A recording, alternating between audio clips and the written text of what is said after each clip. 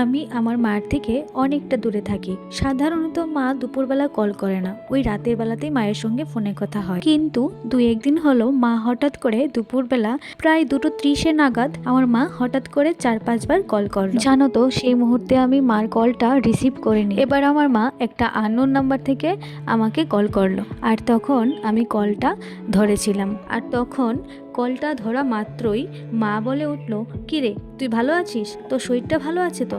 আমার কেন জানি না মনে হচ্ছে তোর শরীরটা ভালো নেই, আমার কল ধরছিস না কেন? তখন আমি মাকে বললাম, না মা, আমার কিছু হয়নি, আমি ভালো আছি, আমার শরীর ভালোই আছে, তুমি টেনশন করো না। এই বলে আমি কলটা কেটে দিলাম।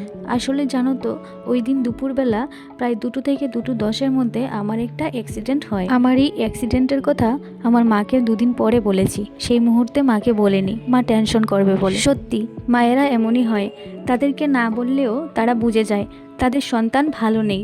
সত্যি বলতে ওই দিন আমার মনে হয়েছিল মা যদি আমার পাশে থাকতো তাহলে আমার কষ্টটা একটু কম হতো ওই মুহূর্তে। 2 দিন পরেই মাদার্স ডে, তাই ঠাকুরের কাছে প্রার্থনা করি আমার মা এবং পৃথিবীর সমস্ত মায়েরা যেন খুব ভালো থাকে।